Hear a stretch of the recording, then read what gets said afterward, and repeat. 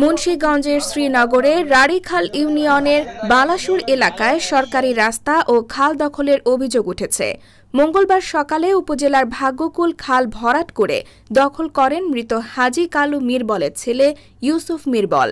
ভাগ্যকুল বাজার সংলগ্ন পদ্মা নদী থেকে উৎপত্তি হয়ে বাজার ঘেঁষে হরেন্দ্রলাল স্কুল অ্যান্ড কলেজের পাশ দিয়ে আড়িয়াল বিলের সাথে মিশে গেছে।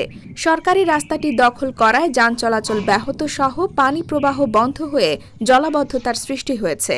স্থানীয় রজ্জব আলী বলেন, ইউসুফ মিরবল সরকারি রাস্তায় কাটা দিয়ে বেড়া নির্মাণ করে খালের ওপর দিয়ে যাতায়াত করছে।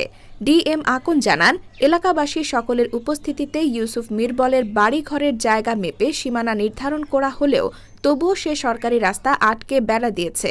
এ ব্যাপারে উপজেলা প্রকৌশলী মোহাম্মদ মহিফুল ইসলাম বলেন, বিষয়টি জানা ছিল না, খোঁজ নিয়ে ব্যবস্থা নেওয়া হবে। যদি পাইতে যায় তাহলে যদি না ছাড়ে আমি তাকে দিয়ে দেবো, সমস্যা কি? কিন্তু আমার নাম মোহাম্মদ রজ্জব হোসেন। এই জায়গাটা হলো 22 জনের, এটা তো সরকারি না, এটা সরকারি না। এই জায়গাটা হলো 22 জনের, আমগো কিনা জায়গা। রাস্তা হলো সরকারি রাস্তা ওইটা, এখন সে সরকারি রাস্তা বন্ধ করে দিয়া এই আমগো ব্যক্তিগত জায়গা দিয়ে হলো রাস্তা দিতেছে।